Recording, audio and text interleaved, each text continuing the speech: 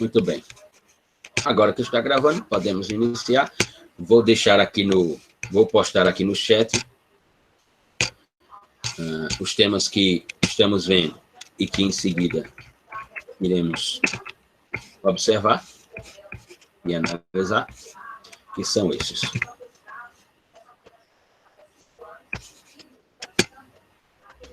Muito bem. Bom, no encontro passado, nós iniciamos os estudos acerca da memória do pensamento criminológico ocidental. Aquilo que, no Brasil, os autores denominam de escolas penais e que interpretamos que não são escolas penais, mas sim escolas criminológicas, né?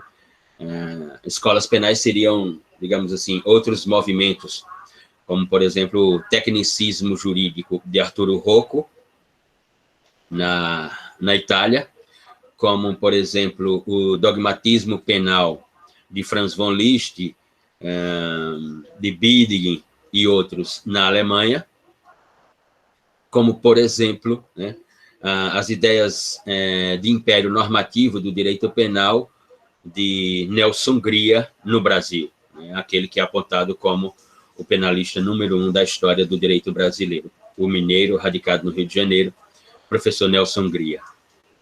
Então, na nossa concepção, na nossa observação, interpretação, essas sim seriam escolas penais. O que nós estamos vendo, na nossa interpretação, são escolas criminológicas, ou seja, o momento inaugural, o nascimento daquilo que Franz von Liszt vai chamar de enciclopédia das ciências criminais, que, portanto, tudo se iniciaria com a criminologia, e não exatamente com o direito penal. O direito penal, portanto, seria um espaço puramente dogmático, normativo, dentro do qual nós encontraríamos criminologia, política criminal e bem jurídico penal dentro desse espaço traduzido por aquilo que Kelsen chamou de a ciência do direito, portanto, a dogmática, a estrutura normativa, o ordenamento jurídico penal de cada sistema. Então, isso seria o direito penal. Ele não vem antes da criminologia. Portanto, não posso falar que o que nós estamos vendo sejam escolas penais. Elas são, na nossa interpretação, escolas criminológicas, digamos assim. Bom, salvo engano, se a memória não me trai, digamos assim, no encontro passado, depois da aula aqui, se eu não me engano, enviei uma mensagem para a senhorita Tayana, para dizer que a leitura do texto seria do texto de Rafael de Jorge e Luciano Nuzzo, que é criminologia. Estou correto ou me engano?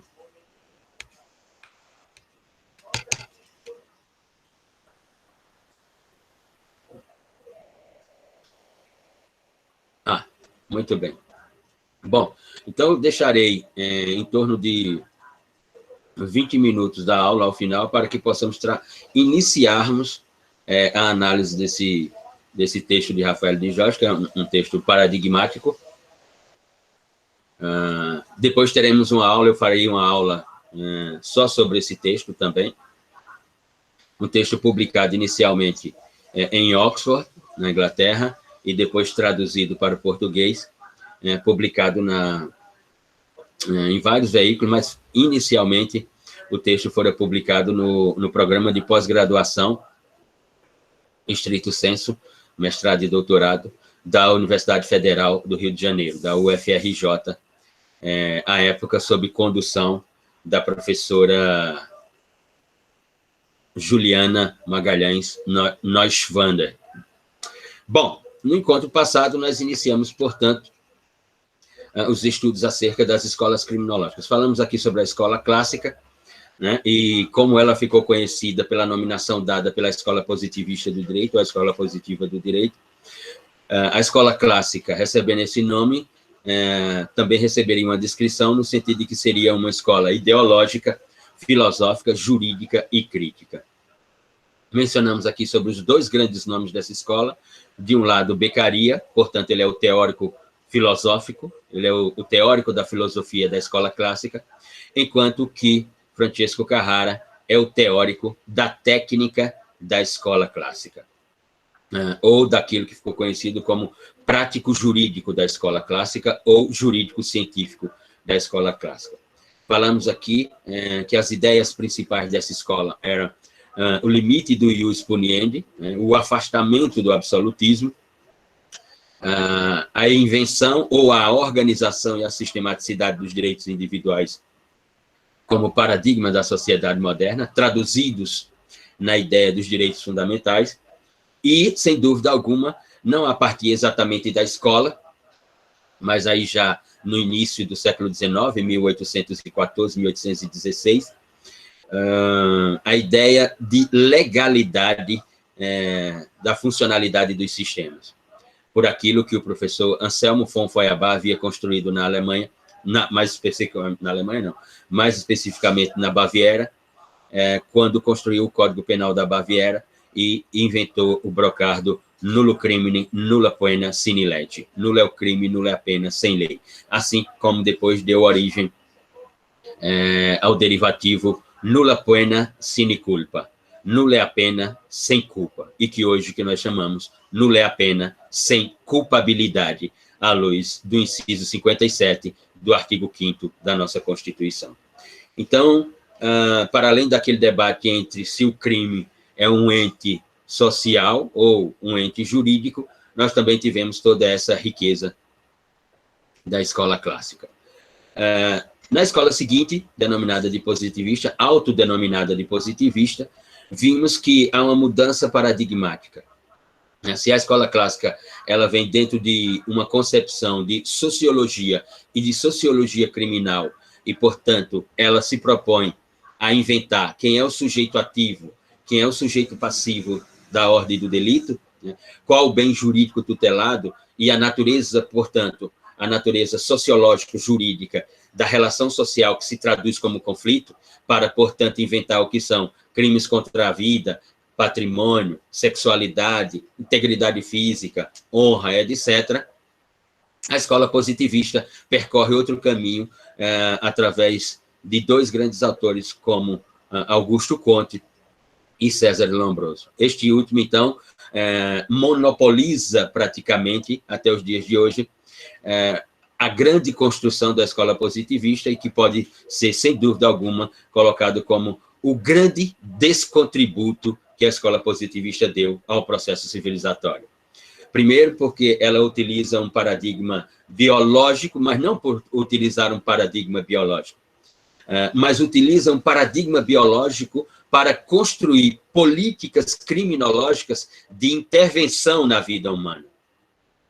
Ter escolhido o paradigma biológico para as construções da criminologia não é uma problemática. Na sociologia, vários autores utilizaram o paradigma biológico, os sistemas biológicos, para construções sociológicas. Niklas Luhmann é um deles, por exemplo. Maturana e Varela, na Escola do Chile, são dois outros, e assim por diante. Mas sempre utilizaram o paradigma biológico não para uma intervenção na vida das pessoas, mas sim para uma organização daquilo que chamaram de teoria da sociedade, de sistema do direito, etc. Aqui, autores como César Lombroso vão utilizar a biologia e a antropologia, inventando, portanto, um paradigma criminológico que passa para a história, denominado de paradigma bioantropológico, para dizer quem é o crime, quem é o criminoso. Veja, não é para dizer o que é o crime, ou seja, não é para analisar qual é o conteúdo da ação social, portanto, da relação, que se tornou conflituoso. Não, é para ir, como vão dizer alguns americanos, como Robert Merton, como Neil Christian e outros, no movimento da escola crítica na versão americana, mais especificamente Robert Merton, é para etiquetar as pessoas, ou seja, e etiquetar no sentido mais desprezível possível, que é a criação de uma estética estigmatizante de que alguém é delinquente, é criminoso, é marginal. É neste sentido.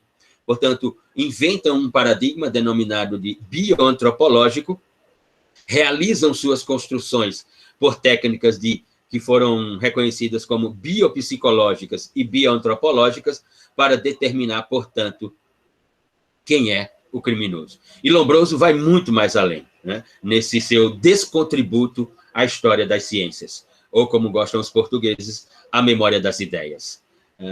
Em 1875, ele, portanto, publica a sua obra L'Homo Delinquente. E dentro dessa obra, ou com essa obra, ele defende uma tese desprezível, que ele chamou de o criminoso nato. Ou seja, ele não utilizou um determinismo geográfico, ele não determinou um determinismo cultural, ele não determinou um determinismo linguístico, ele determinou um determinismo, com perdão da redundância, puramente bioantropológico. Ou seja, ao afirmar que determinadas pessoas, pelas características biológicas, elas nascem delinquentes. Ou seja, é bem por aí, Anitta. Um pensamento que durante muito tempo na Europa, durante muito tempo que eu digo, pelo menos até parte do século XIX, durante uns 40, quase meio século, foi um pensamento vigente na criminologia europeia. A ponto de que César Lombroso, que não era um jurista, não é um teórico social, é um psiquiatra, ser convidado para dar aula na universidade, pelo menos no início da modernidade, na universidade mais importante do mundo, que era a Universidade da Sorbonne, em Paris. E ele foi professor de criminologia na Universidade de Sorbonne. Né? Ou seja, com essa tese, foi professor no país da liberté, igualité, fraternité. Para vocês notarem os paradoxos do direito. Né? E depois, a convite da rainha da Holanda, foi professor na Universidade de Roterdã, durante um bom tempo. Bom, o que é esse criminoso nato, que é um determinismo biológico ou bioantropológico? Para ele, as pessoas nascem criminosas, determinadas pessoas nascem criminosas. Elas têm uma deformação, uma anomalia na sua anatomia, e ele descreve pessoas que têm um maxilar avantajado, olhos esbugalhados, testa larga, dedos grandes, enfim. Suas experiências se reuniram à análise de mais de 15 mil crânios humanos para, portanto, construir essa sua tese. E aí, da tese de Lombroso, nós temos o processo de distinção na criminologia, do qual o direito penal vai se apropriar, para construir normativamente, né, as descrições, as diferenciações, as classificações do que é um criminoso nato, do que é um criminoso louco, do que é um criminoso habitual, do que é um criminoso ocasional e do que é um criminoso parcial. Então, nós teremos o surgimento de estruturas normativas no direito penal, a partir dessa construção criminológica, com as categorias de criminosos. Ou seja, até hoje, nós temos, portanto, essas 5 categorias de sujeitos ativos do direito. Aqueles que são natos, mas que não sejamos mais iluministas do que os iluministas, não só os penalistas, alguns, obviamente, não todos, pensam assim, mas muitas pessoas do senso comum, muitas pessoas comuns pensam assim, de que determinadas pessoas nascem mesmo criminosas. Quantas vezes... E eu não estou me referindo a qualquer pessoa, não. Eu tenho amigos que, em conversas, já escutei a frase, é verdade que tive que levantar da cadeira e me esvair do local, ao escutar a frase de amigo de dizer, não, aquela pessoa ali é um criminoso. Você olha para ele e já nota que ele é um criminoso. Quer dizer, uma observação como essa, no século XXI, fica difícil de você nominá-la como civilizatória, ou que ela tenha algum contributo a dar ao processo civilizatório. Mas, até hoje, as normas no direito penal reconhecem essa classificação de criminosos, de sujeitos ativos: nato, louco, habitual, ocasional, passional. Né? Esse último, o Supremo Tribunal Federal excluiu a argumentação sobre esse último na sessão do Tribunal do Júri, ao determinar que, nas argumentações no tribunal do júri, não se fala mais em exercício da legítima defesa da honra num crime passional e que, portanto, não existe crime passional, o que existe é homicídio, à luz do princípio da legalidade, daquele princípio que Anselmo Fonfroy-Abar criou, nulo crime, nula pena sine lege, ou seja, princípio da legalidade estricta, aquilo que a lei diz, ou seja, a taxatividade, e scripta, a lei positiva. Portanto, o que está na lei é homicídio, e não passional. Então, passional não existe, exercício da legítima defesa da honra não existe, o que existe foi um crime de homicídio. E aí ele pode ser simples, privilegiado, culposo, qualificado, com causa de aumento de pena, etc., etc., nesse sentido. Então, essa foi a escola positivista do direito, nesses dois grandes autores, reconhecidos até hoje como dois grandes autores, e que a herança dessa escola, pelo menos sob a nossa observação, a principal herança dessa escola, ela está exatamente na população carcerária brasileira. Você vai ao Rio Grande do Sul e visita uma penitenciária de máxima segurança, ou de média segurança, ou mesmo uma cadeia pública, e você vai aqui ao complexo jurídico Raimundo Asfora, ao complexo penitenciário Raimundo Asfora, jurídico é Ronaldo Cunha Lima, e você nota a mesma população carcerária. Aliás, sobre isso, esse país é muito engraçado. A Ronaldo Cunha Lima constrói um prédio chique, belíssimo e tal, coloca o nome de Complexo Jurídico Ronaldo Cunha Lima.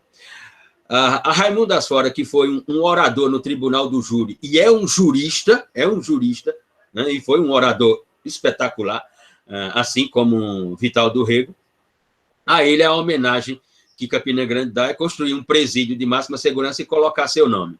Pense numa homenagem fabulosa. Aliás, esse país tem esses comportamentos que explicam a memória nacional.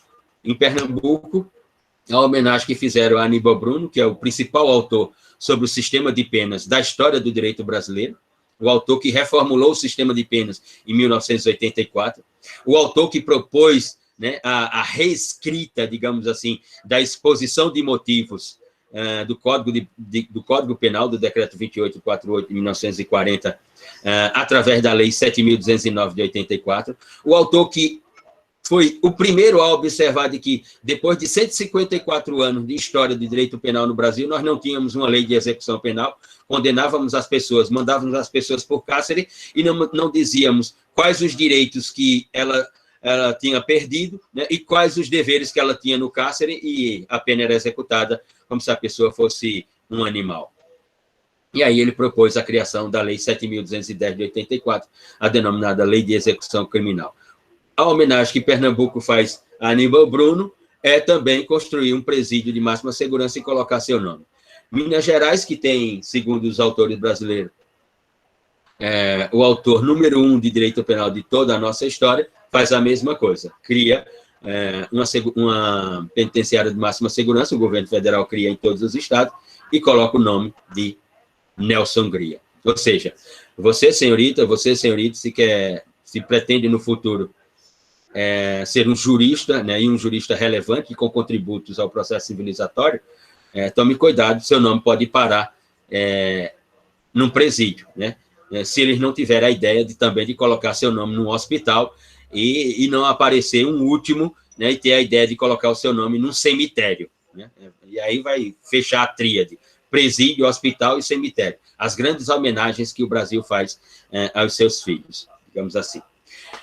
A terceira escola, ela é denominada, e aí sim, ela até pode ser chamada de uma escola penal e não uma escola, digamos assim, criminológica. É denominada de escola técnico-jurídica. E essa escola técnico-jurídica, na Itália, ela tem dois grandes nomes também. De um lado, o professor Arturo Rocco, que portanto, vai ser o construtor do Código Penal italiano de 1930, e que é o modelo de Código Penal que o Brasil se apropria e faz o seu código e publica em 1940, ou seja, um Código Penal fascista, porque Arturo Rocco era fascista, era um jurista fascista, declaradamente fascista, consultor das autoridades do Estado fascista italiano, e, do outro lado, um não menos também fascista, o professor Massari Manzini. Manzini é M-A-N-I-Z-I-N-I, Manzini, M-A-N-Z-I-N-I, Manzini. Se colocar aí no Google, vão encontrar grandes estudos desse jurista.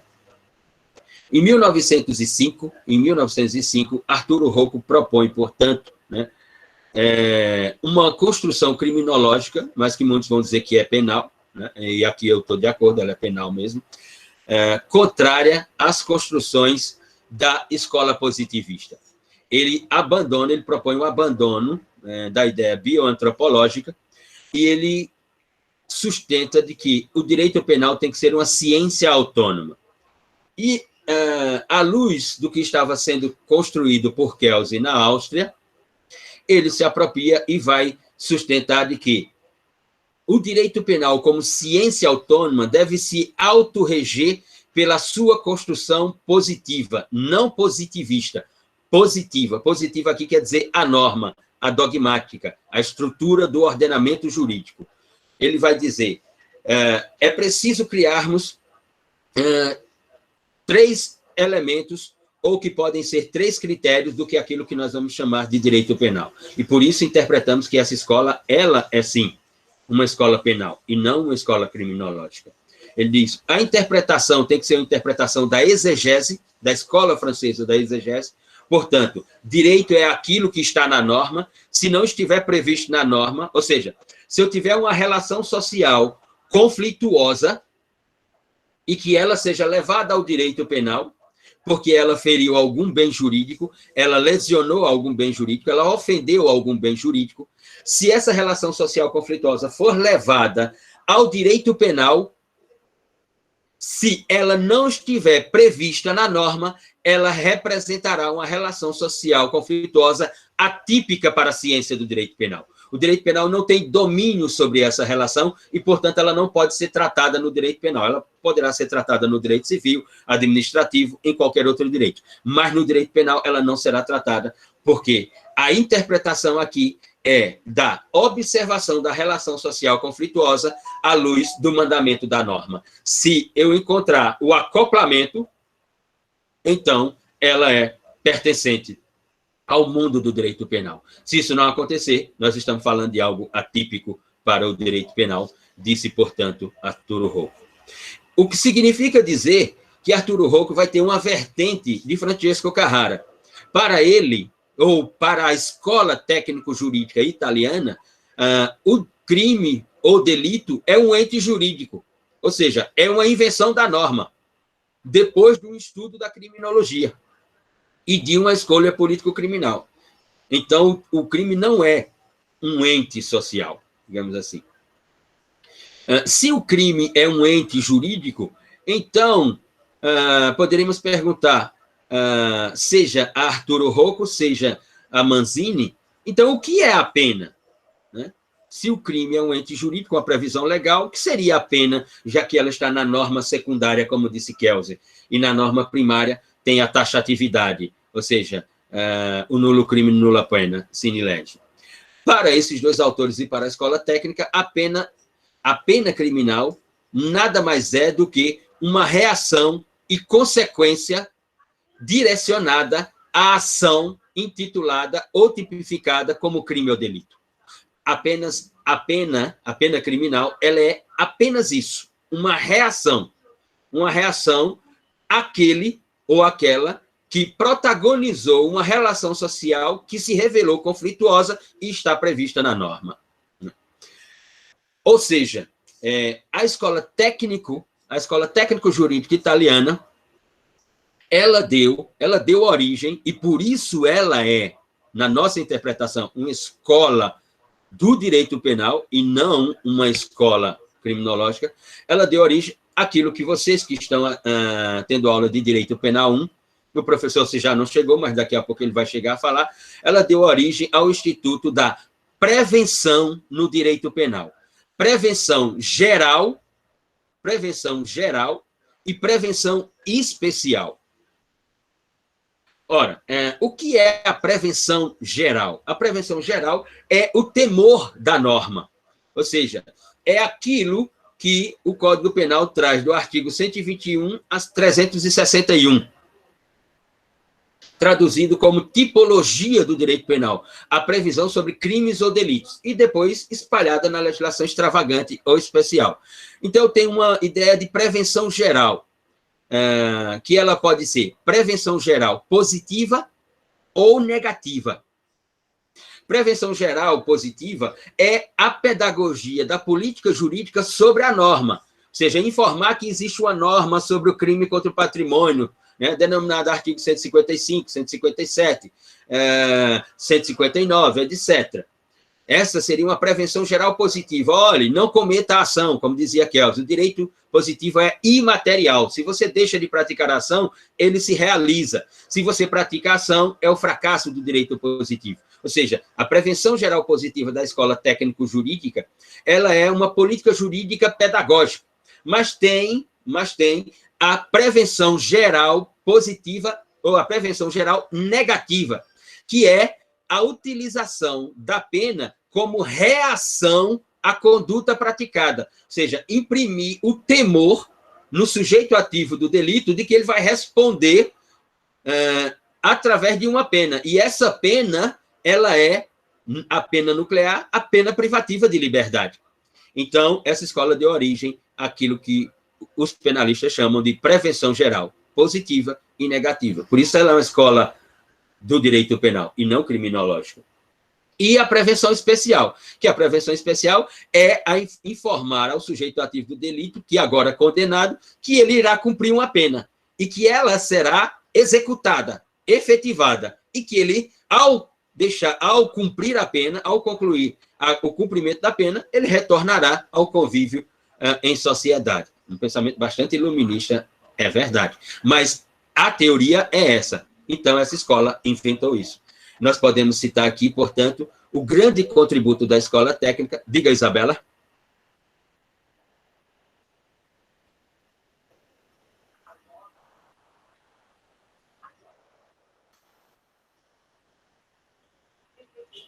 Posso, claro que sim. Se a prevenção geral ela é dividida em positiva e negativa, positiva é a informação sobre a norma, de que existe um ordenamento jurídico, de que, por exemplo, você não pode agredir outra pessoa, porque senão vai estar em curso no artigo 129 da parte especial do Código Penal, no crime de lesão corporal. Então, essa é a prevenção geral positiva. Ela é pedagógica. A prevenção geral negativa é exatamente o contributo teórico dado pela escola, ou seja, é a pena no direito criminal como reação à ação praticada pelo sujeito ativo do delito. Ou seja, dizer, você agora está sujeito a uma pena de reclusão ou de detenção. Aliás, aqui é outro ponto que o professor de Direito Penal vai tratar com vocês. Quando eu falo pena de reclusão ou detenção, isso está previsto na norma. Quando o crime é apenado de 0 a 4 anos, né, com a vedação da liberdade, a própria norma diz que a pena é de detenção. Pena de detenção, ela pode ser cumprida, ela deve ser cumprida no estabelecimento prisional de média segurança.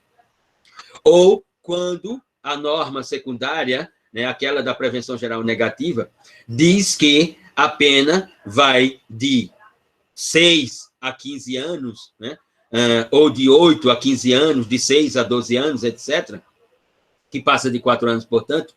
Então, eu estou falando de que essa pena ela é de reclusão e não de detenção.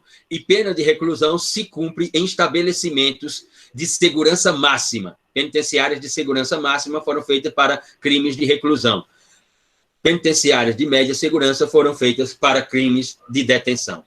E a prevenção especial é a certeza da execução da pena a qual o sujeito ativo do delito foi condenado. Ou a pena de detenção ou a pena de reclusão. A prevenção especial, portanto, é a efetividade do cumprimento da pena privativa de liberdade na sua previsão normativa. É o que seria, portanto, a prevenção especial. Esse foi o grande contributo da escola técnica. Depois nós temos a escola moderna alemã do professor Franz von Liszt, que vai, inclusive, essa escola nasce através de um livrinho bem fininho, assim, acho que aquele livro deve ter não mais do que 40 páginas, tem uma publicação da editora espanhola intitulada Marcial Pons, mas também tem uma outra publicação, salvo engano, também de uma editora espanhola chamada Bosch, e também da Tirante Lo Blanco. São três editoras espanholas que traduzem muitos escritos alemães. Franz von Liszt inaugura a Escola Moderna Alemã, né? E que ela acontece mais ou menos ao mesmo tempo da Escola Técnico-Jurídica Italiana. Ela acontece entre 1890 e 1910. A Escola Técnica Italiana também entre 1895 e 1910. Franz von Liszt, quando em 1890 publica o seu Strafrecht Allgemein, o seu Tratado de Direito Penal Alemão, e, portanto, faz nascer uma nova ideia no direito penal. Ele imprime, digamos assim, a teoria de que o direito penal tem, por origem, a busca de fins. Para Franz von Liszt, o direito penal existe porque ele tem finalidades. Ele busca realizar determinadas finalidades, digamos assim. Então, existe um fim no direito penal para Franz von Liszt. Ele escreve aquilo que ficou conhecido como o Programa de Marburgo.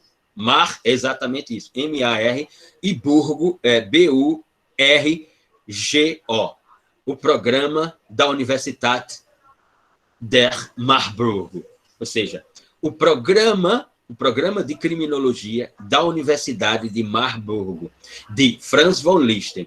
É verdade que esse programa, ele já havia rabiscado uns 5, 8 anos antes, segundo a memória das ciências criminais. Ele teria escrito entre 1882 e 1885, mas que só virá à tona mais à frente. E é quando ele publica a sua ideia da Enciclopédia das Ciências Criminais, né? Franz von Liszt, sem dúvida alguma, na escola moderna alemã, e esse é um dos grandes contributos da escola moderna alemã, né? É de que ele inaugura, quando ele inventa a Enciclopédia das Ciências Criminais, ele inaugura aquilo que hoje nós chamamos de pensamento transdisciplinar no direito. Porque ele propõe a construção de um direito penal como uma reunião de elementos constitutivos que podem ser interpretados como momentos científicos. Criminologia, política criminal, bem jurídico tutelado. E o direito penal seria, especificamente, a dogmática. Essa é a grande construção de Franz von Liszt, ou uma das grandes construções de Franz von Liszt. Do outro lado, né, é a crítica que ele e outros autores da escola moderna, como Bindig, por exemplo, né, e aqui façamos homenagem ao pensamento alemão, pelo menos nesse sentido, né? Se antes nós falávamos de que um país homenageia os seus autores, né, como o Brasil, que coloca o nome dos seus filhos, dos seus autores, em penitenciária, hospital, cemitério, a Alemanha faz de forma diferente. Por exemplo, Bindig foi um grande dogmático do direito alemão, um grande normativista do direito alemão, um dos mais importantes de todos os tempos, né? A Alemanha fez uma homenagem a ele, criou uma série de cervejas. Então, você vai na Alemanha, então você pode tomar uma Bindig Red, você pode tomar uma Bindig IPA, você pode tomar uma Bindig Apple, e assim por diante. Tem uma coleção de cervejas chamada Bindig Beer. É um negócio espetacular. Isso sim é homenagear alguém, não colocar o nome de alguém numa porra de um presídio, né? Enfim, cada um com as suas realidades. Então, seria a homenagem perfeita a você, né? Sem dúvida, sem dúvida. Aí, no caso aqui da Paraíba, se colocasse meu nome em alguma cachaça. Aí, realmente, para mim, seria um Oscar, digamos assim. Liszt vai contrapor o pensamento positivista de César Lombroso.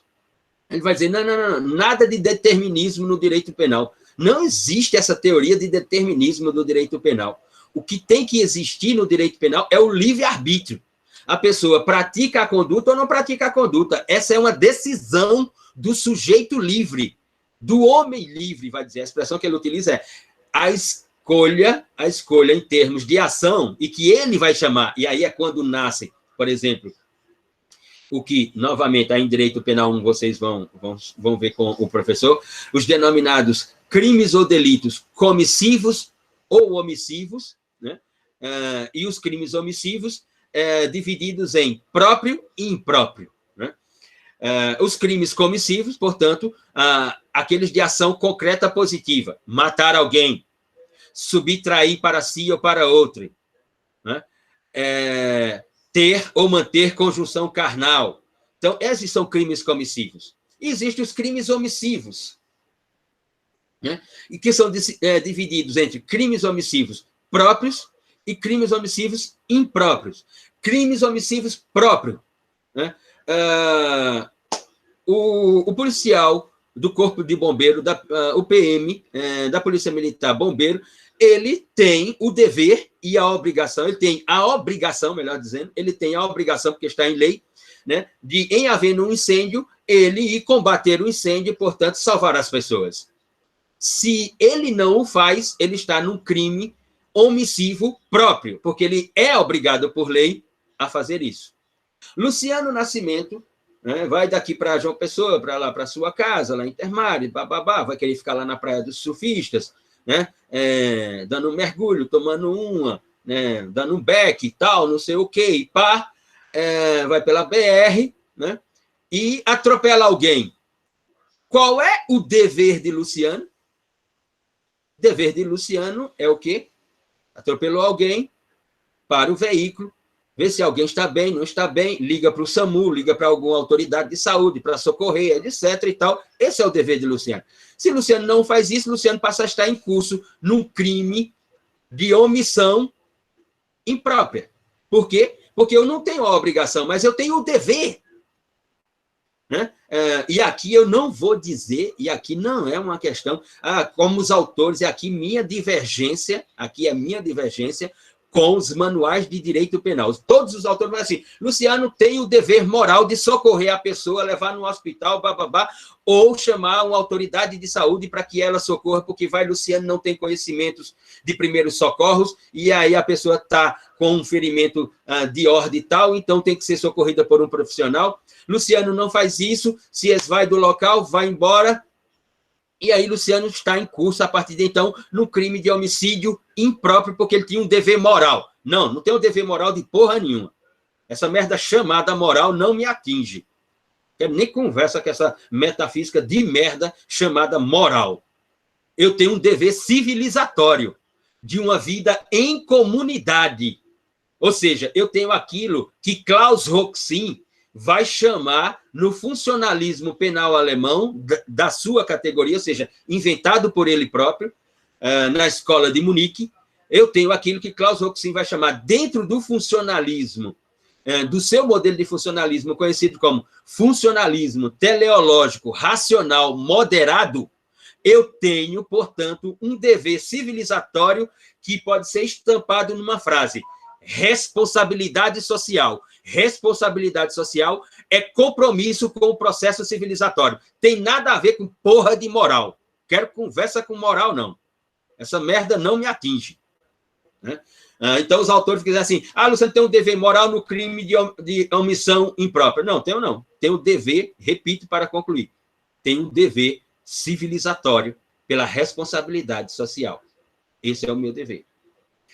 Franz von Liszt vai dizer, não existe determinismo, como aquele boy italiano está querendo dizer. O que existe é o livre-arbítrio. As pessoas cometem crime ou não cometem crime. E ele faz nascer, portanto, essa divisão do que são os crimes comissivos e do que são os crimes omissivos, próprio ou impróprio.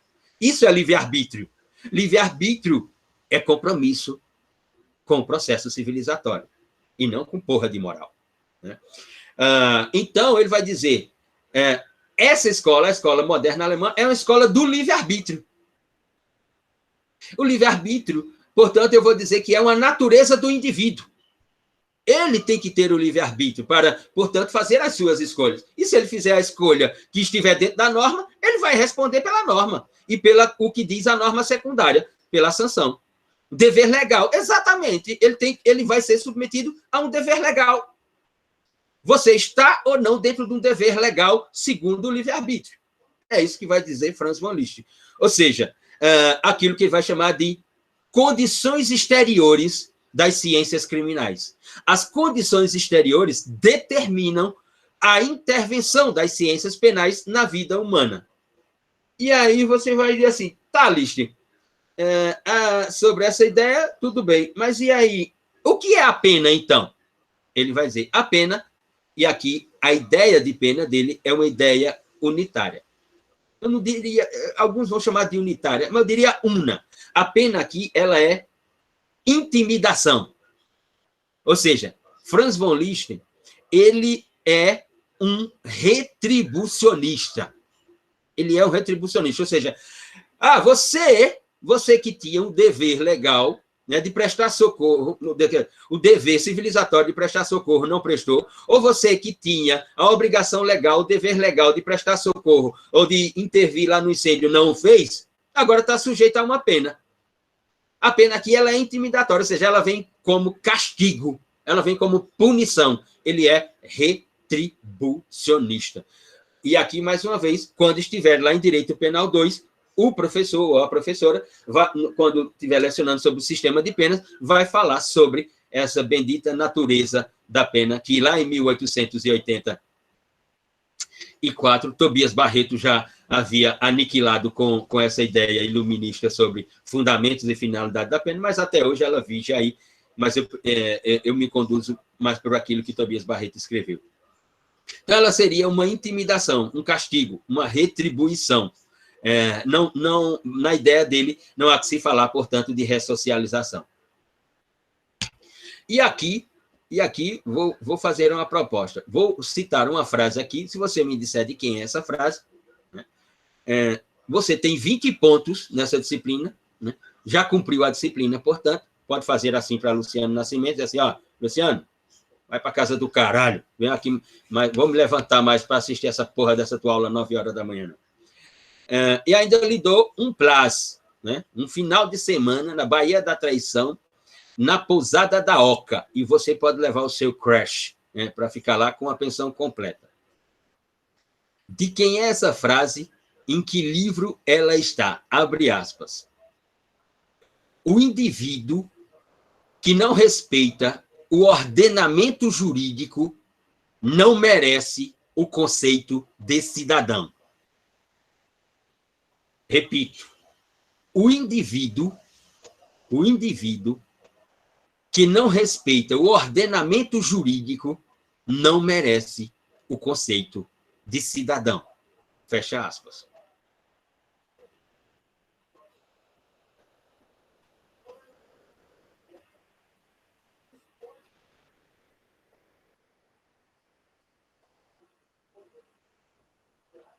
De quem é essa frase? Que livro ela está publicada? Quem é o autor?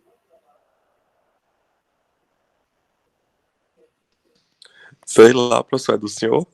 Não, eu jamais construiria uma frase dessa, mas eu citei a frase apenas para anotar os paradoxos do direito. Já leram Kant, Immanuel Kant?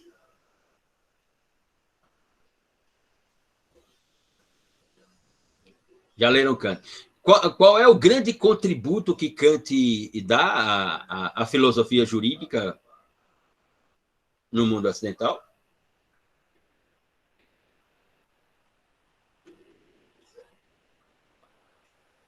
A ideia da dignidade da pessoa humana. Kant é o autor da dignidade da pessoa humana. Como diz Rafael de Jorge, aquele rapaz lá de Königsberg, né, aquela pequena cidade chamada Königsberg, que se tornou uma grande cidade depois.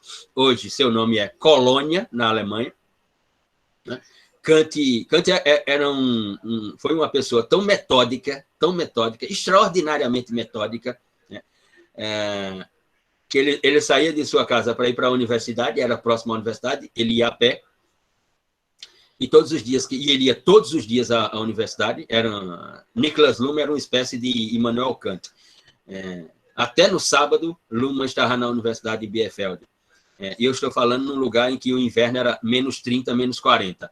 E 8 horas da manhã ele estava na universidade e lá fora estava menos 30 ou menos 40. Kant todos os dias saía para ir à universidade e ele saía de casa, atravessava a praça, entrava em um café, né, tomava um café e ia para a universidade, todos os dias. A ponto de que as pessoas na cidade sabiam que aquilo era tão certo, que aquilo acontecia todos os dias, e era uma certeza que as pessoas, quando diziam assim, vamos marcar um encontro lá no café, tal, se eu dissesse assim, Maria, vamos tomar um café lá no Capitólio Café, digamos que fosse o nome em Königsberg. Maria me responderia, tá, Luciano, quando Kant for para a universidade ou quando Kant estiver voltando da universidade. As pessoas marcavam o encontro assim, porque era mais certo do que o relógio da praça, para você notar como ele era metódico. Kant, que propõe e constrói a ideia do princípio da dignidade da pessoa humana no mundo ocidental e que é o princípio reitor das constituições no mundo ocidental, é o autor dessa frase, inacreditavelmente. Note o paradoxo. Kant não é pela ressocialização do indivíduo na teoria da pena. Ele é pela retribuição. Ele é um retribucionista. Para Kant, a pena é um castigo, ela é uma punição. Abre aspas. O indivíduo que não respeita o ordenamento jurídico não merece o conceito de cidadão. Fecha aspas. Isso está no livro Fundamentação da Metafísica dos Costumes, né? Capítulo 4, quando ele levanta as indagações interessantes para as ciências criminais. O que é o direito? O que é o direito penal? O que é o processo penal? E ali você encontra esse fragmento. Bom, na escola moderna alemã, portanto, nós temos essa ideia. Mais do que essa ideia, portanto, a escola moderna alemã, juntamente com uma outra escola italiana, que nós veremos depois, constrói o que hoje nós chamamos de o Instituto da Imputabilidade Penal ou da Imputação Penal. Ou seja, aquilo que no direito penal, mais uma vez, vocês vão ver aí em Direito Penal 1, aquilo que no direito penal vai ficar conhecido como os sujeitos imputáveis, semi-imputáveis e os inimputáveis, né? No nosso caso, no caso do direito penal brasileiro, nós temos, portanto, os imputáveis, aqueles que são maiores de 18 anos e, portanto, praticando suas ações, responderão pela sanção correspondente no tipo penal que praticaram. Esses são os imputáveis. Existem os semi-imputáveis, como Luciano Nascimento, né, que tem algum problema de saúde mental, né, e praticam ações quando esse problema acusa. No caso de Luciano Nascimento, que ele é esquizofrênico. Então, quando ele pratica a ação, está no estado de esquizofrenia, pela sua semi-imputabilidade, não pode ser submetido a uma pena criminal. Ele tem que ser submetido ao quê? Tem que ser submetido a uma medida de segurança. Aquelas que estão previstas lá na parte geral do Código Penal, do artigo 96 a 99. Medidas de segurança, portanto, disciplinadas pelos artigos 96 a 99. Não confunda medidas de segurança com pena. Pena está do artigo 32 a 66. Medidas de segurança estão do artigo 96 a 99. São dois institutos totalmente diferentes, certo?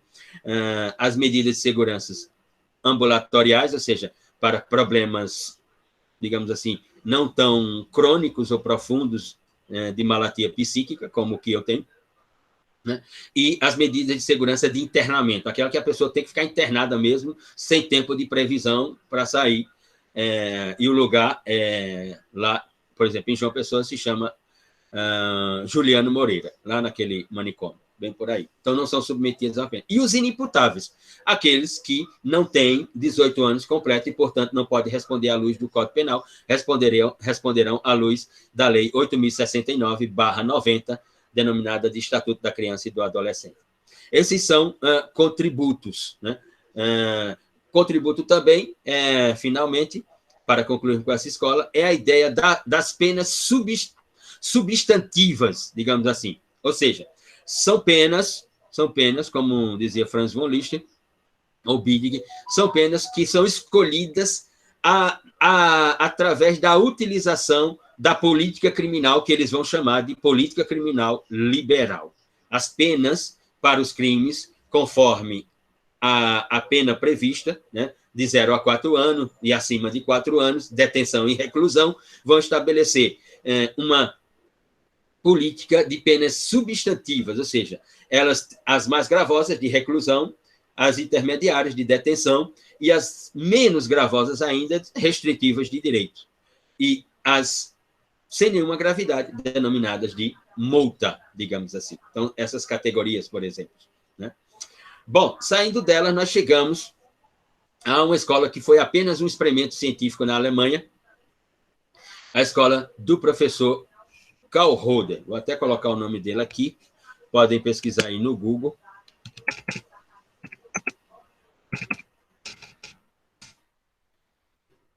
O professor Karl Roeder, na Alemanha, propõe uma escola chamada correcionista, e que não é uma escola sobre o sujeito do crime exatamente, não é uma escola sobre a ação delituosa, não é uma escola sobre o bem jurídico tutelado, não é uma escola sobre a dogmática penal. É uma escola sobre a correção do humano. Através da pena. Ela é uma escola que está preocupada exclusivamente com a pena criminal. Qual o sentido? Qual o fundamento? Qual a finalidade da pena? Qual é? Então, Karl Roeder, exatamente, juntamente, melhor dizendo, com um autor chamado Friedrich Krause, Krause é Krause, Krause, Friedrich Krause, vão encontrar aí no Google também. Esses dois autores vão sustentar que a pena ela não é nem retributiva, ela não é um castigo, uma punição, e ela não é ressocializadora, ela não tem estrutura para reconduzir o apenado, depois de cumprida a pena, à reintegração social. Ela é um instituto da correção. A pena existe para corrigir o homem que traduziu uma relação social denominada conflituosa. É isso que a pena é. Ora, se a pena é isso, como se vai chegar a essa conclusão que ela é um instituto correcionista, Luciano? Qual é o máximo da pena, o mínimo da pena? Por exemplo, no artigo 75 da parte geral do Código Penal Brasileiro, que merece reforma agora, que já está reformado, inclusive, né, ele estabelecia que a pena máxima de reclusão no direito brasileiro é de 30 anos. Depois veio a Lei 13.964, de 2019, e aumentou para 40 anos de reclusão. A pena máxima hoje no direito brasileiro é de 40 anos de reclusão. Karl Roeder vai dizer, ela não tem que ter tempo mínimo e nem máximo. Ela não tem que ter tempo mínimo. Ela é uma correção.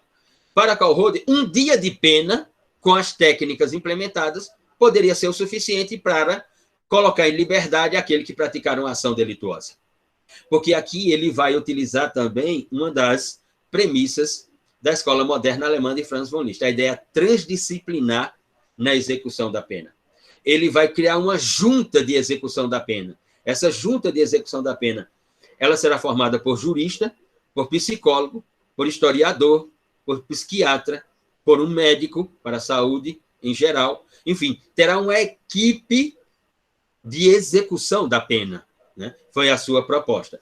Por isso que ela é uma correção. Então, para Karl Roeder, para Friedrich Krause, a finalidade da pena é correcionista. Ela existe para corrigir o homem.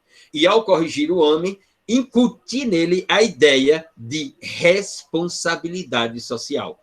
Aquela ideia que Klaus Roxin, só em 1970, vai colocar dentro do seu funcionalismo teleológico, racional, moderado, como finalidade da pena, responsabilidade social. Aqui é correção.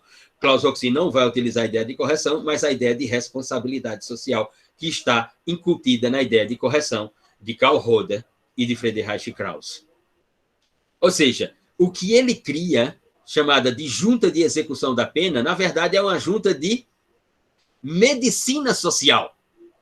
Esse é o título que pode ser dado.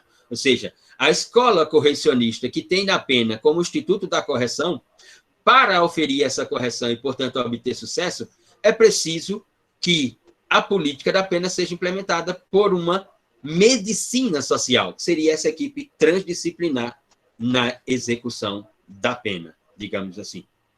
Essa era a ideia de Karl Roeder. Que, de alguma forma,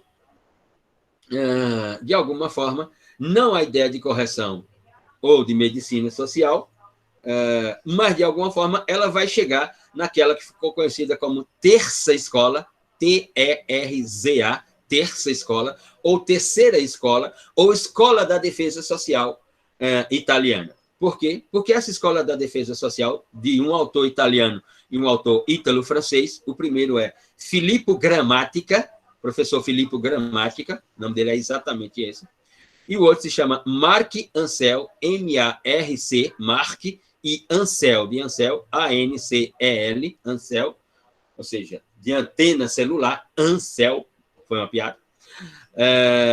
Esses dois autores vão propor, primeiramente, a ideia humanista na escola. O paradigma é humanista. Em contraposição à ideia positivista bioantropológica. Então, para esses dois autores, a ideia é a criação de uma política criminal,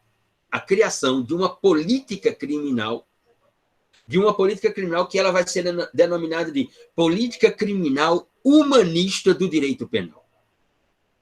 Ou seja, eles estão preocupados em construir um sistema de proteção à sociedade, mas que esse sistema seja construído em respeito à humanidade do sujeito ativo do delito. O sujeito ativo do delito não é um monstro, ele é uma pessoa, ele é um sujeito de direitos. Aqui está o iluminismo, aqui está o humanismo na escola da defesa social. Ou seja, o sujeito, autores como Filippo Grammatica e Marc Ancel chegam a uma conclusão, que ela parece complexa, mas ela é óbvia.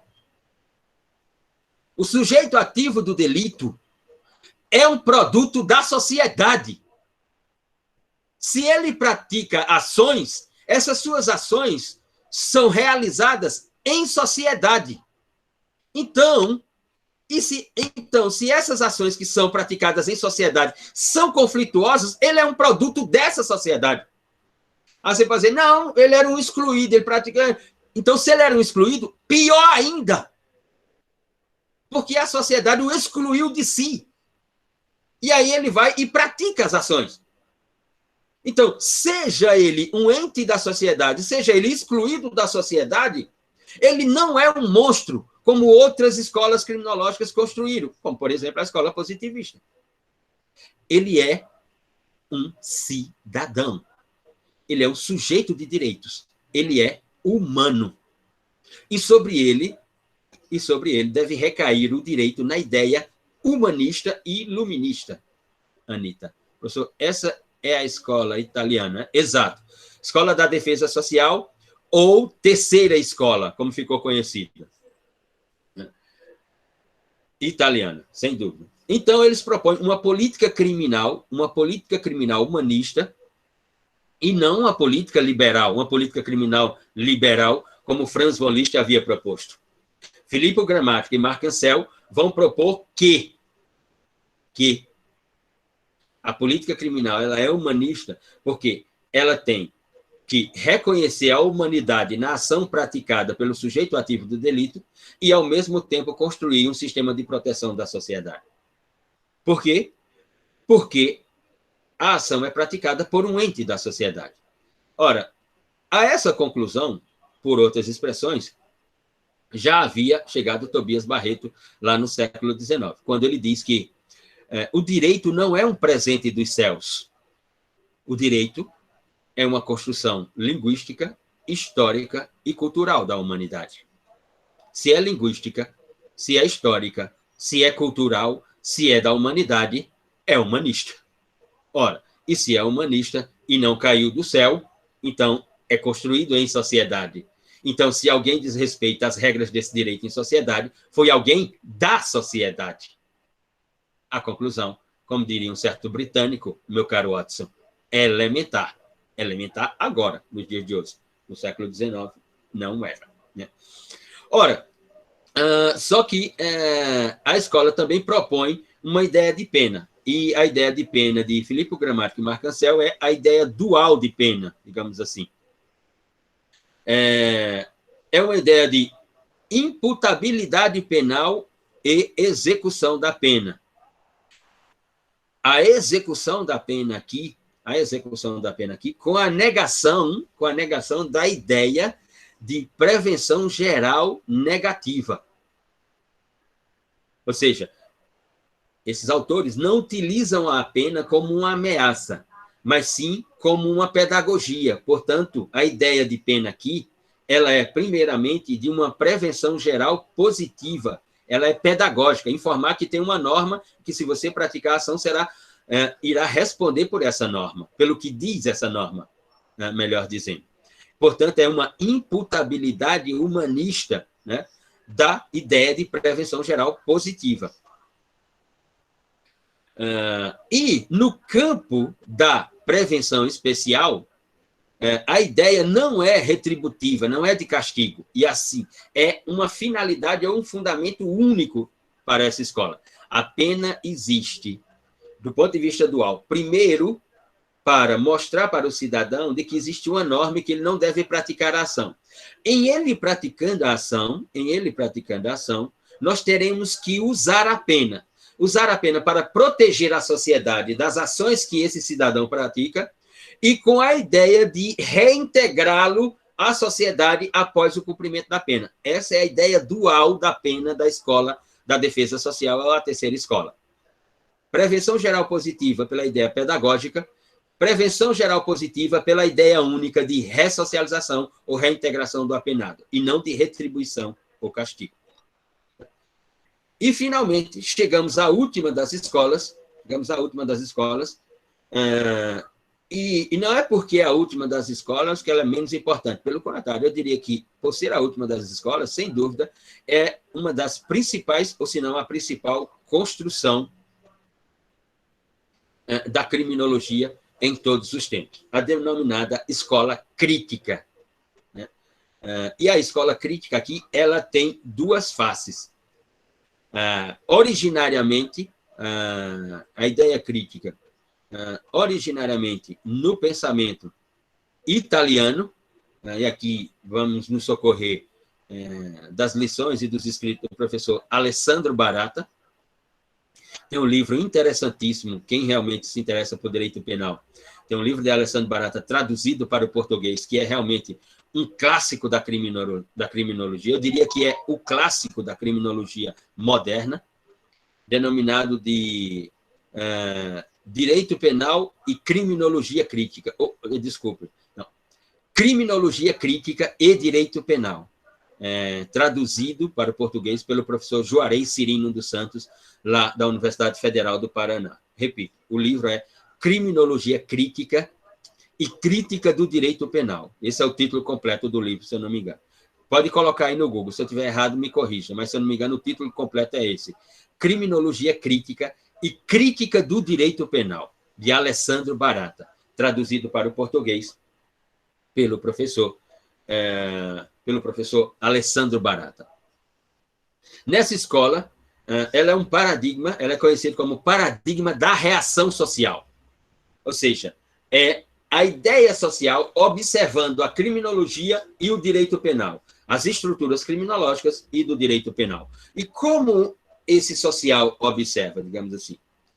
É a utilização da sociologia para a construção daquilo que os americanos não conseguiram observar. Uma sociologia criminal crítica. Uma sociologia criminal crítica. A primeira construção, uma das primeiras construções que Alessandro Barata vai mergulhar e afirmar que existe, tanto nas construções da criminologia, quanto na construção normativa do direito penal, nós podemos nominá-la de sociologia criminal crítica, que depois será uma criminologia crítica, que é a ideia do labeling approach, ou seja, a ideia do etiquetamento das pessoas. Tanto a criminologia quanto o direito penal etiquetam as pessoas, estigmatizam as pessoas, rotulam as pessoas, tatuam as pessoas. Se você, veja, reflita sobre isso.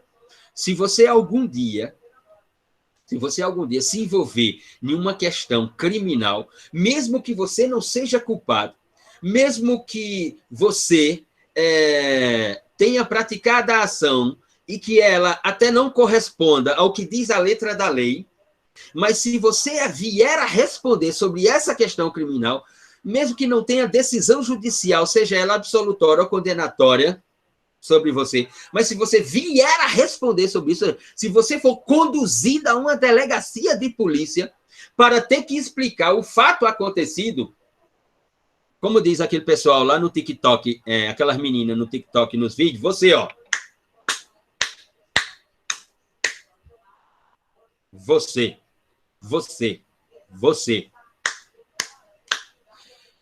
isso não sairá mais de você.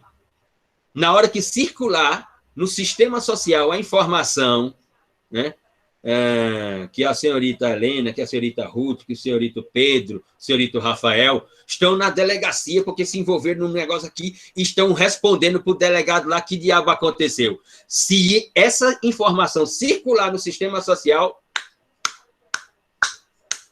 você, game over para você.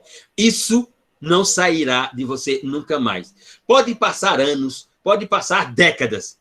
Um dia você vai entrar numa padaria e vai ter o filho de um espermatozoide estragado, vai ter lá o filho de um espermatozoide estragado que vai estar tomando um café nessa padaria com alguém, vai dizer assim, eita, ó, sabe aquele camarada ali, Rafael? Sim. Rapaz, anos atrás aqui em Campina Grande, ele se envolveu numa questão criminal, estava lá na delegacia da Polícia Civil, lá no Catolé. Dizem que foi até levado, né, da delegacia e ficou uns dias no Serrotão, provisoriamente, até que o advogado entrou com as medidas jurídicas, bababá, e conseguiu libertá-lo. Mas ele ficou uns dias preso. Passa-se anos, décadas, algum filho de espermatozoide estragado vai lembrar disso 10 anos depois, 20 anos depois. É sobre isso que Alessandro Barata está falando. Uma sociologia criminal crítica em relação à criminologia e ao direito penal. De João Vitor, Gunther e Jacobs tem uma teoria sobre isso, né, professor? Essa seleção feita pelo direito penal? Exatamente. Gunther e Jacobs tem uma teoria chamada...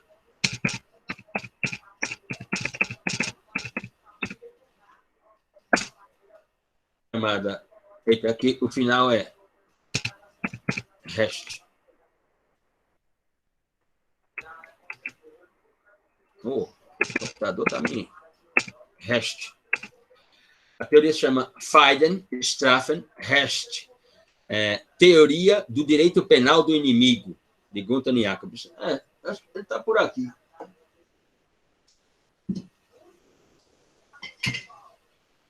Esse cidadão aqui tem uma teoria. Aqui tem uma coleção dele de 10 volumes. João Vitor, ainda bem que eu nasci num país que fala português. Muito boa lembrança de Ariano Suassuna, grande Ariano Suassuna. Ainda bem que eu nasci num país que fala português. É verdade. Que nascer num país em que você tem que pronunciar uma palavra em que ela tem 11 letras, e dessas 11 letras, 9 são consoantes, tem que fazer um esforço danado para pronunciar essa porra dessas palavras. Né? Como, por exemplo, garrancheira danada. Como, por exemplo, Tribunal Constitucional. E aí você está indo para onde, Luciano? Eu estou indo para o Bundesverfassungsgericht. Você diz para onde? Para o Bundesverfassungsgericht. Estou indo para o Tribunal Constitucional. É para onde eu estou indo. Enfim, Alessandro Barata faz a primeira incursão que ficou conhecida como Sociologia Criminal Crítica, da Escola da Criminologia Crítica. A ideia do Labeling Approach. E, portanto, a lição, a pedagogia de uma negação ontológica do crime. A ideia de negação ontológica do crime, ela é inaugurada por Alessandro Barata na Escola Crítica Italiana. Sobre a outra face dessa escola, a americana, nós veremos numa aula específica, quando vocês leem um texto, mais à frente, de um camarada chamado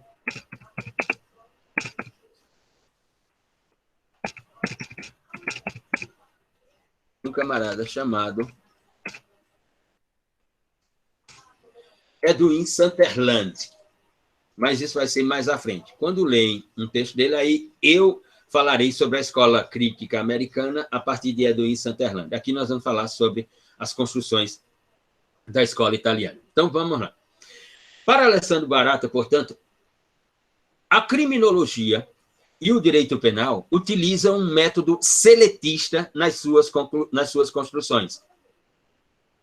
A criminologia e o direito penal oficializam, institucionalizam, legalizam a seletividade como estrutura de ambas as ciências. Portanto, para Alessandro Barata, a estrutura fundamental da criminologia ou do direito penal é, sem dúvida, a seletividade, a escolha. A escolha de quem vai ser o sujeito ativo do delito, a escolha de quem vai ser o sujeito passivo, a escolha de qual é o bem jurídico tutelado, a escolha, inclusive, ou pelo menos a vinculação de escolha na própria construção da norma. E aqui direcionado unicamente ao direito penal. A construção de normas unicamente no direito penal, ou a estrutura normativa do direito penal, faz do próprio direito penal uma ciência da seletividade, para Alessandro Barata. Então, o que Alessandro Barata vai fazer é colocar causa e crime de um lado e do outro reação social. Ou seja, para Alessandro Barata,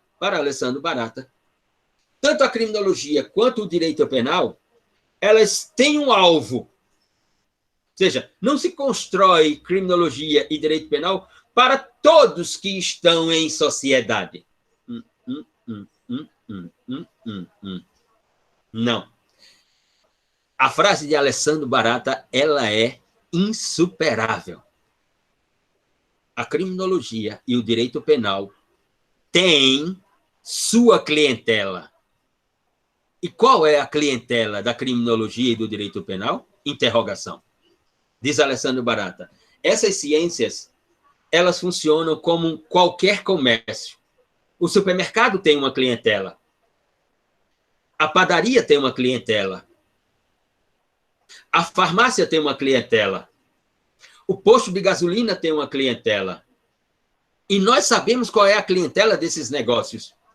Ele vai e diz, e nós sabemos qual é a clientela da criminologia e do direito penal.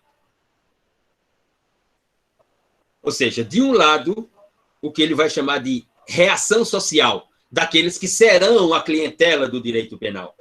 Do outro lado, essa ideia de causa do crime. Né? Causa do crime sempre para as mesmas pessoas? Por que essa causa do crime não existe para todos?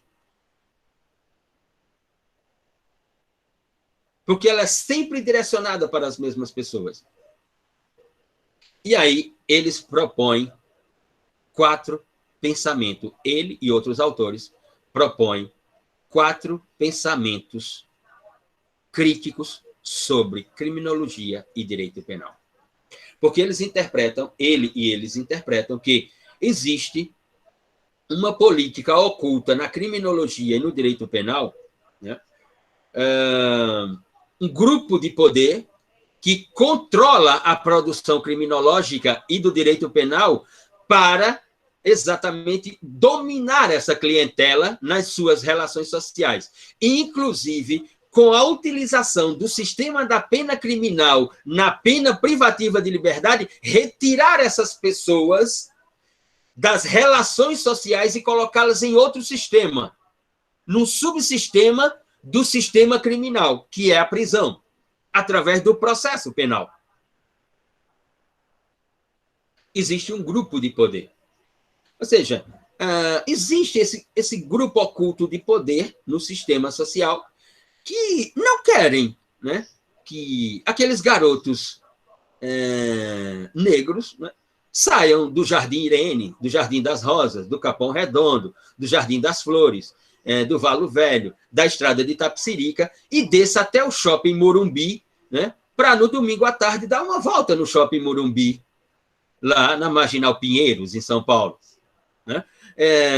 Não quer que esse jovem circule pelo McDonald's do Shopping Morumbi. Ele que fique lá no Jardim Irene, na sua periferia. Ele que fique lá no Jardim das Rosas, no Jardim São Luís. Ele que fique lá no seu boteco de esquina, né? E que não desça até o shopping.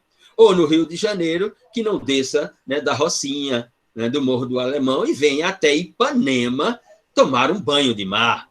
O que é isso?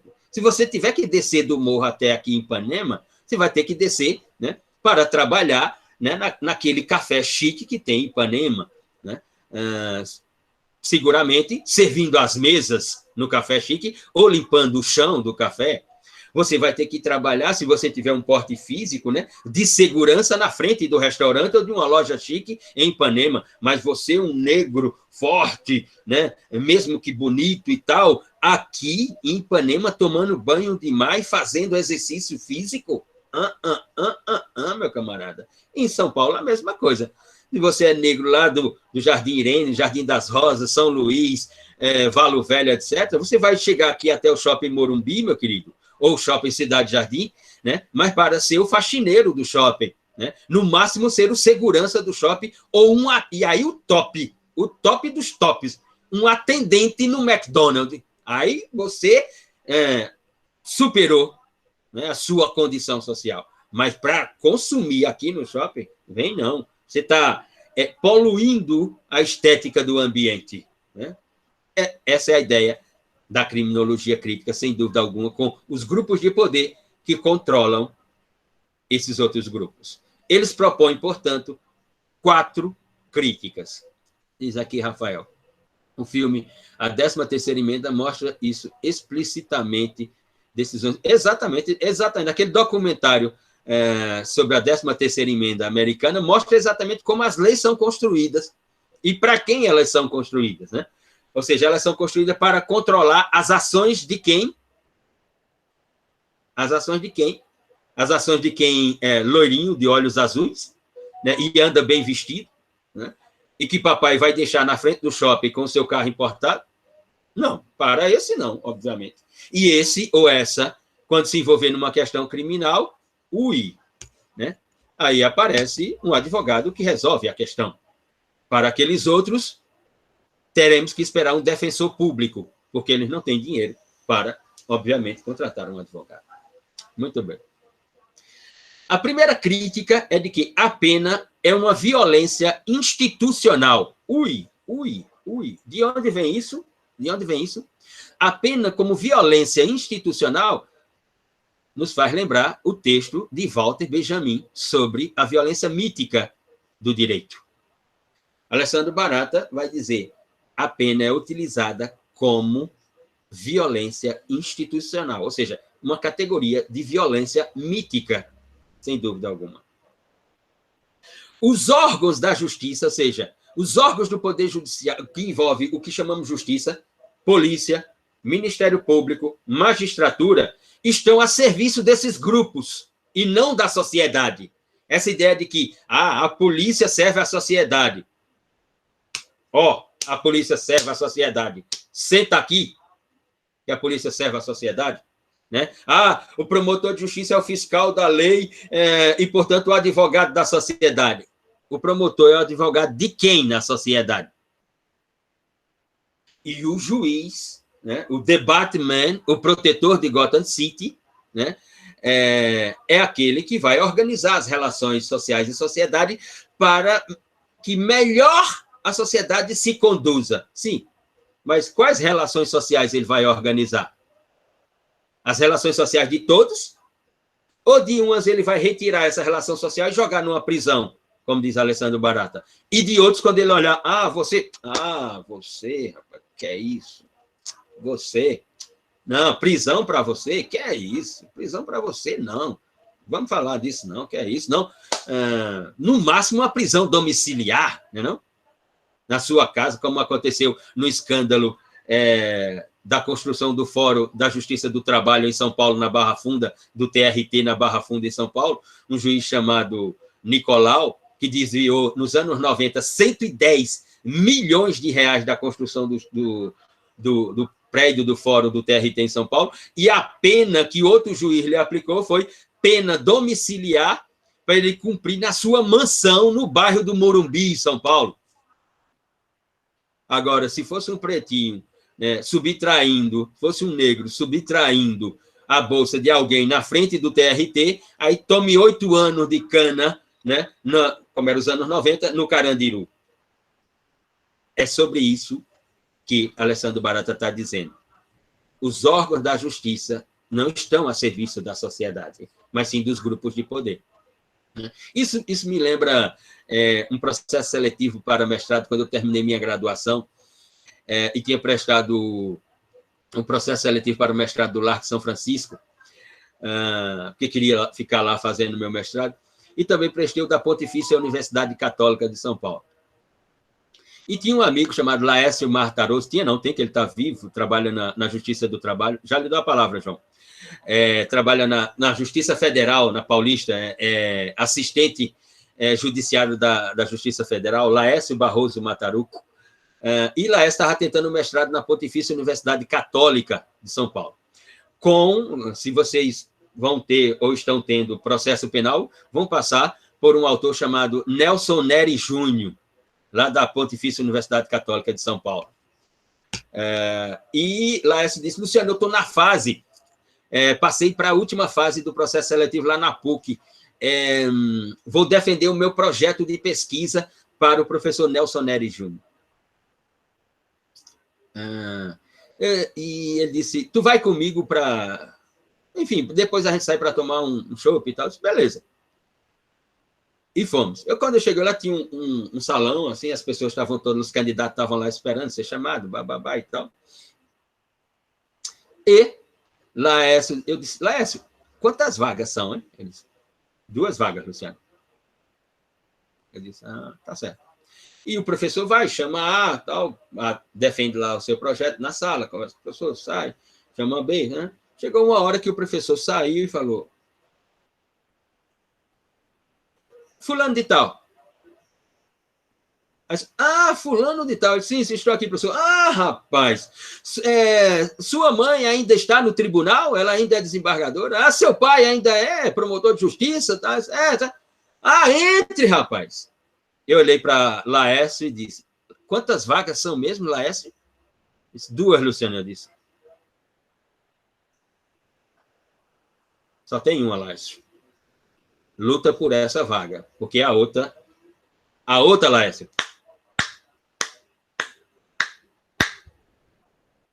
é sobre isso que Alessandro Barata está falando. João Vitor.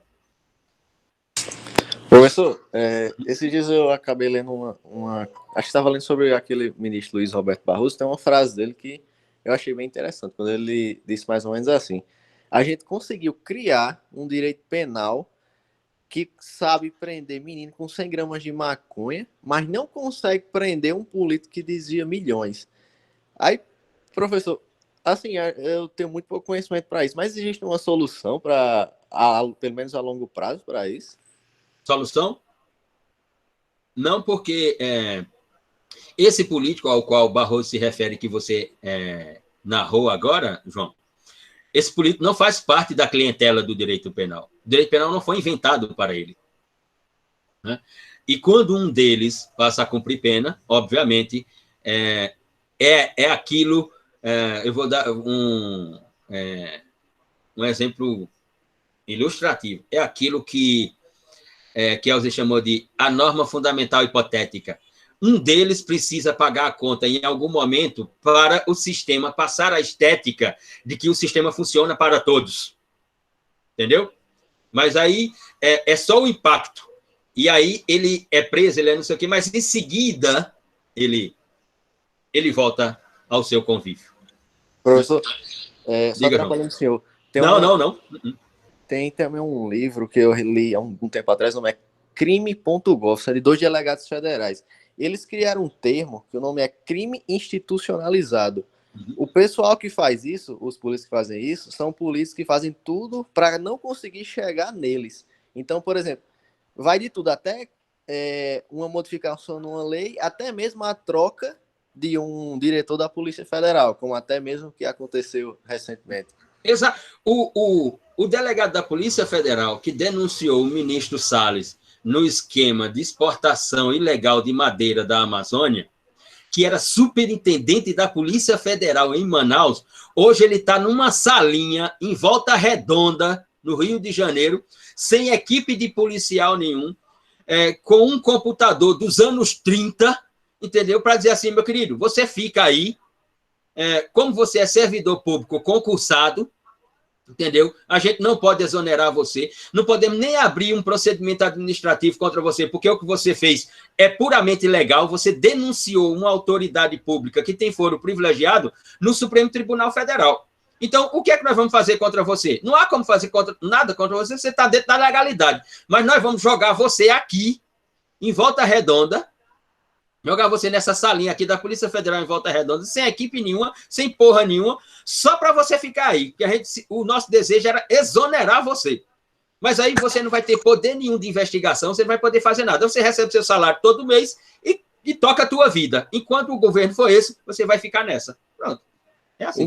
Inclusive, professor, aquela Bia Kisses, ela fez um tweet sobre esse cara. Colocou mais ou menos assim, vamos ver quem vai se prejudicar com isso. Alguma coisa assim. É a mesma que é presidente da Comissão de Constituição, Justiça e Cidadania, e que semana passada, estava tirando foto e tendo audiência pública com a neta do ministro das Finanças de Hitler, que é presidente de um partido de ultradireita, porque na Alemanha se chama ultradireita, porque a palavra nazismo não pode se pronunciar, está previsto em norma, mas de um partido neonazista, declarado neonazista, porque todos os princípios do partido daquela senhora são os princípios que o avô dela defendia como ministro das Finanças de Adolf Hitler. A presidente da Comissão de Justiça e Cidadania da Câmara Federal. Enfim, faço uma sugestão para aqueles que têm interesse de lerem este livro.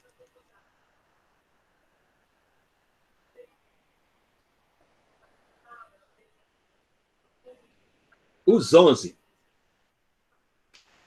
É um livro escrito por 2 jornalistas sobre os 11 ministros do Tribunal Federal. Como eles pensam, né?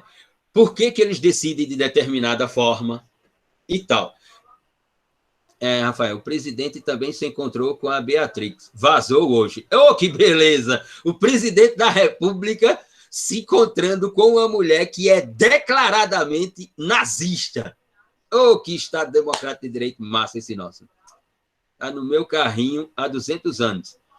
Esse livro, Os 11, sobre os ministros, né, é muito massa. Eu não quero dar spoiler aqui, mas vou falar só uma coisinha.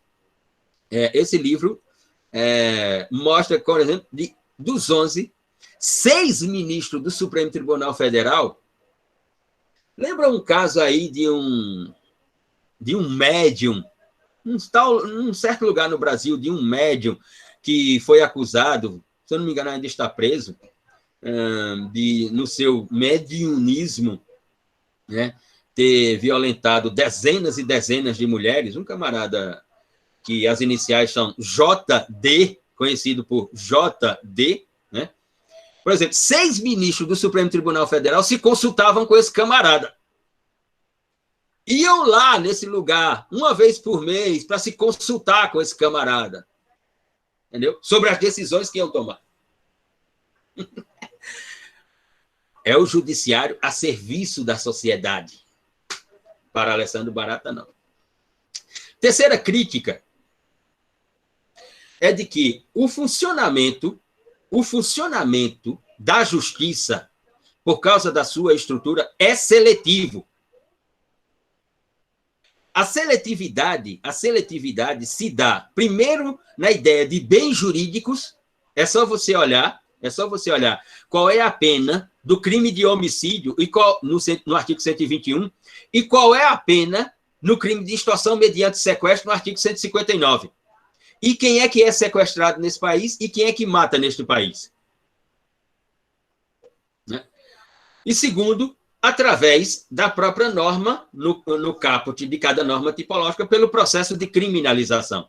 Essa é a terceira crítica. Então, o funcionamento da justiça como seletividade por bens jurídicos e processos de criminalização é ele que constrói quem é a clientela do direito penal, para Alessandro Barata. A quarta crítica é o sistema punitivo. Ou seja, o sistema punitivo, ele interpreta que essas ações são problemas sociais. Ora, se são problemas sociais, então são problemas criados pela própria sociedade e não pelo direito. Então, se são problemas criados pela própria sociedade, então todos que estão na sociedade estão sujeitos a protagonizar esses problemas. Então, por que é que, se todos estão sujeitos a protagonizar esses problemas, por que é que quem pratica para o sistema de justiça são sempre os mesmos? Essa é a quarta crítica. E a quinta crítica é o cárcere como o fracasso total desse sistema. E que aqui a escola crítica recebeu a crítica de Michel Foucault, de dizer, nesse ponto a escola crítica tem que refletir. O cárcere não é um fracasso desse sistema. O cárcere é o sucesso desse sistema. E não o fracasso. Mas para a escola crítica, o maior fracasso do direito penal é, obviamente, o cárcere. O maior fracasso no entendimento de que, por um lado, todo e qualquer sistema jurídico na modernidade, como instrumento de regulação das relações sociais, tem que pensar no processo civilizatório. Para os autores da escola crítica, o cárcere ele é anticivilizatório. Por quê? Porque é a sociedade moderna. E a sociedade moderna é a sociedade da liberdade e não da prisão. Muito bem, e chegamos finalmente às conclusões de todas as escolas que nos propusemos a analisar, digamos assim. E podemos ir, como eu me referi nos últimos 20 minutos dessa aula, tratarmos sobre o texto de Rafael de Jorge e Niklas Luhmann. Um texto também escrito originalmente em inglês, para um livro da Universidade de Oxford, na Inglaterra, traduzido por Sarah Lemos, uma ex-orientanda minha, numa coparceria. Fizemos a revisão do texto e Sarah Lemos fez a tradução do inglês para o português. Enfim, quais as observações, quais as interpretações acerca do texto, aqueles que leram o texto?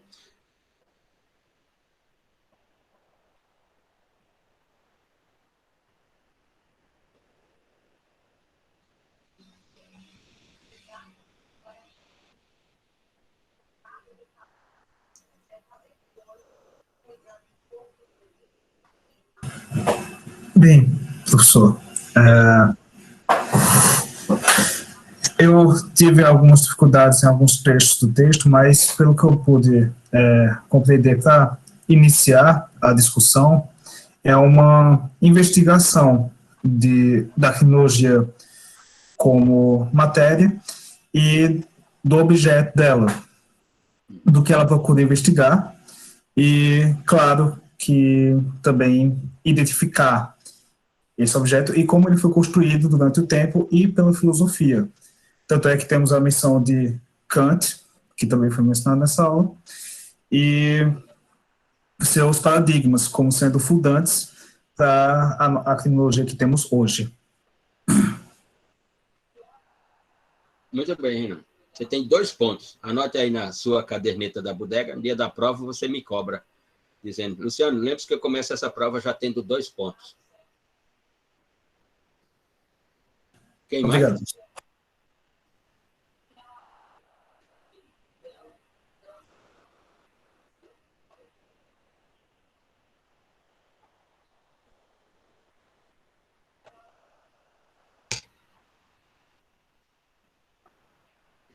Ele é um texto, eu achei assim, que vai além da explicação sobre a criminologia. Ele primeiro embasa, assim, de maneira geral, uma metodologia de ciência, da própria criação de uma teoria, de objeto, e dessa forma, do geral para o específico, ele aproxima da criminologia, e uma coisa que eu achei interessante é quando ele afirma da questão, tipo, bem e mal.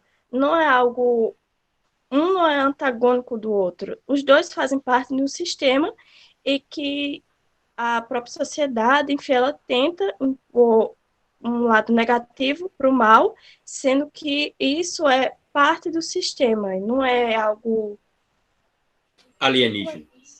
uma consequência. Ele existe ali. Foi mais ou menos isso que eu achei interessante no texto. Você tem pontos, Maria Eduarda? Senhor? Você tem pontos? Eu já lhe atribuí pontos em alguma manifestação? Já. Quantos? 2. Então você tem mais 2, tem 4 pontos até a prova. Obrigada.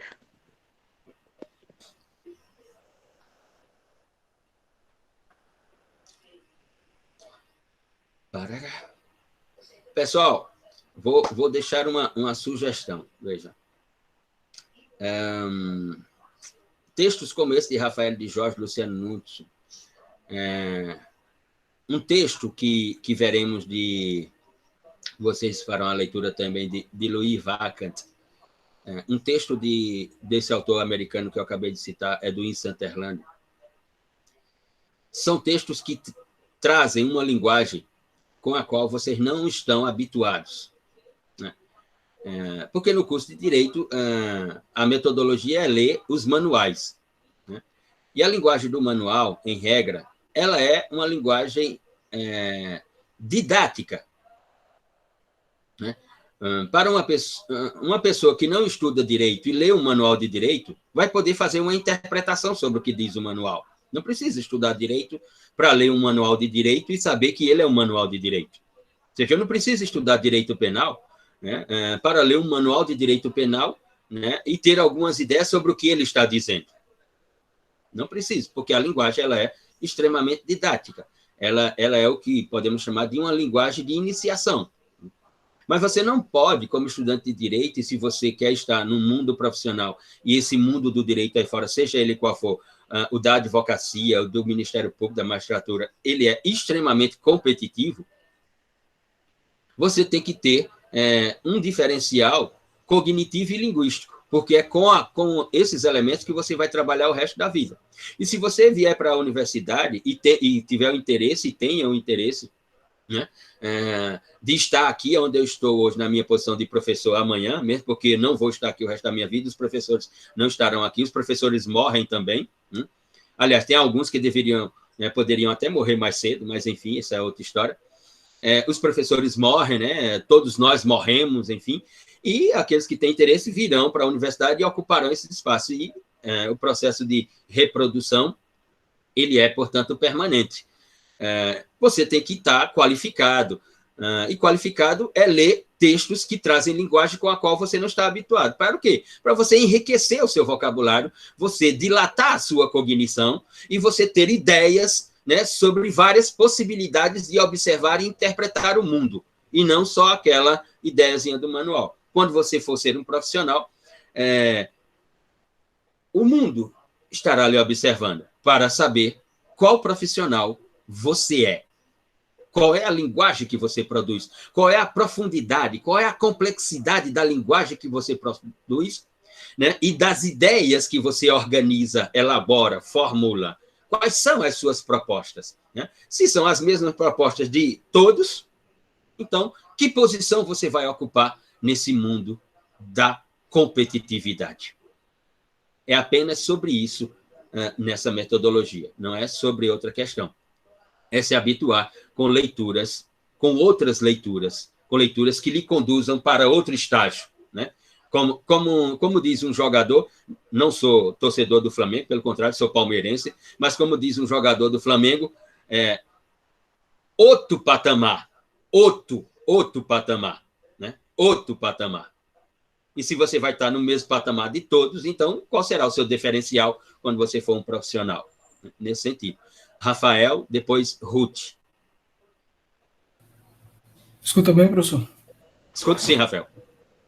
Como o senhor falou, é um texto bem complexo e eu não conseguiria dissertar tudo aqui que tem a ser falado sobre ele, mas fazendo uma pincelada geral, como Maria Eduarda ela começou, ele traz essa questão de como definir um objeto para a teoria, né?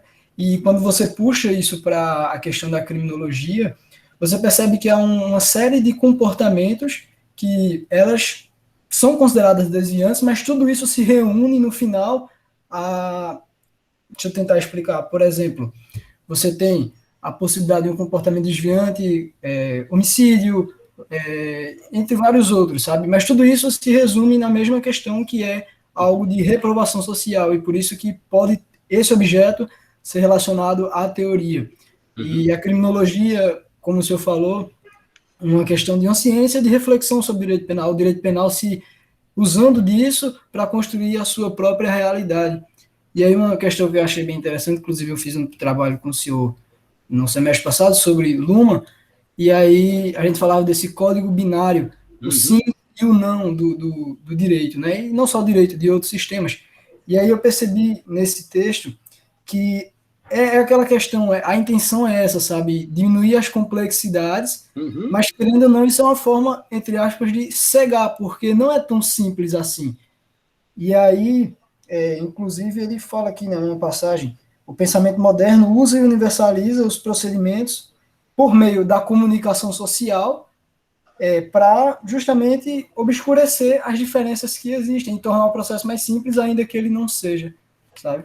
Foi mais ou menos essas aí as conclusões que eu cheguei. Muito bem, Rafael, muito bem. Você tem pontos, Rafael? Não, não.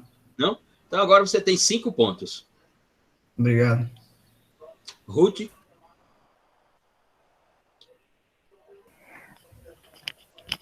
Bom dia, professor. Sobre a leitura do texto,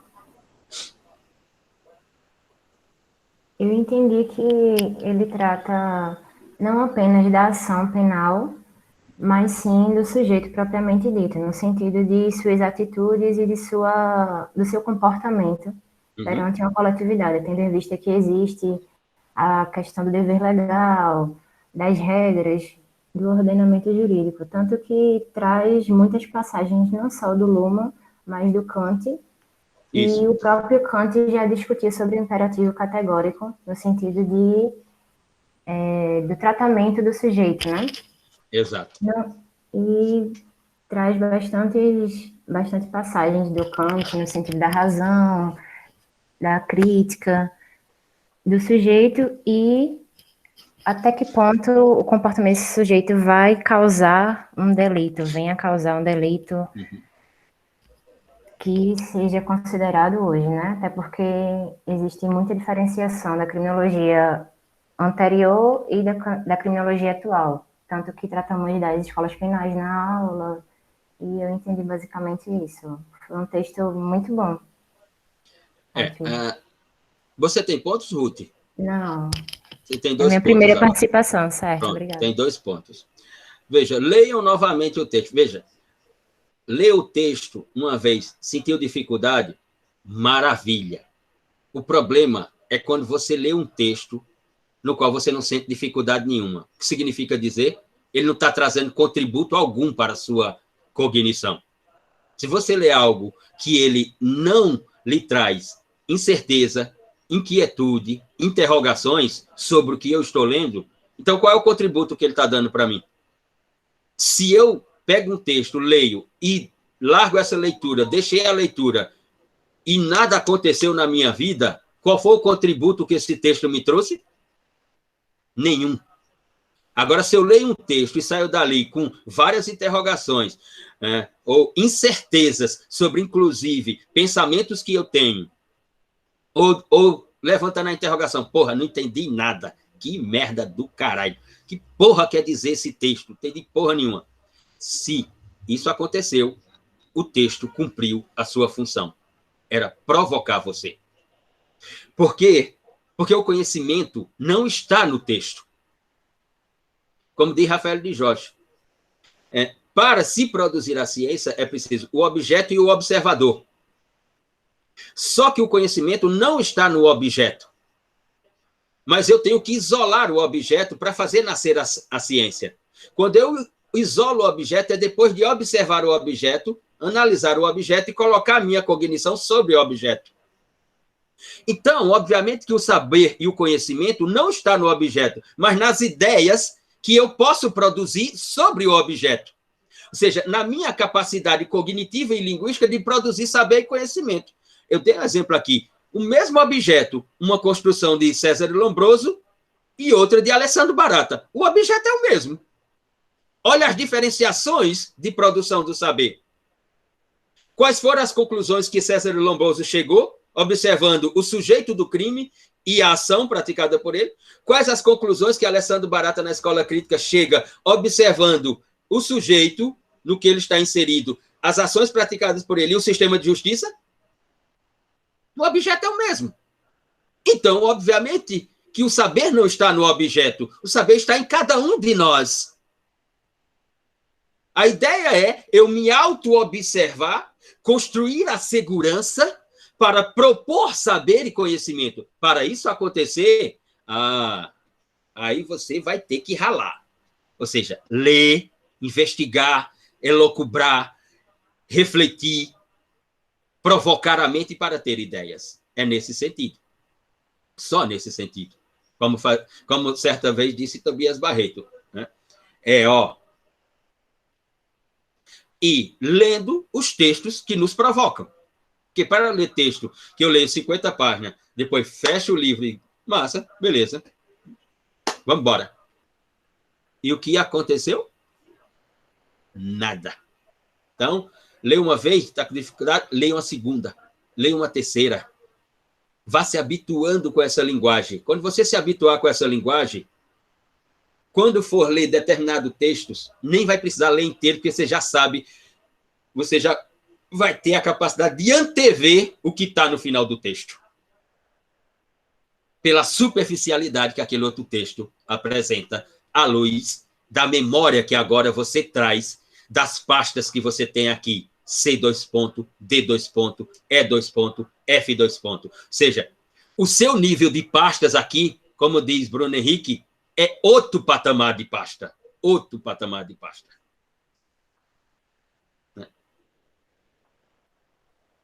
É nesse sentido. Encerramos por hoje. Se eu estiver vivo, nos vemos semana que vem.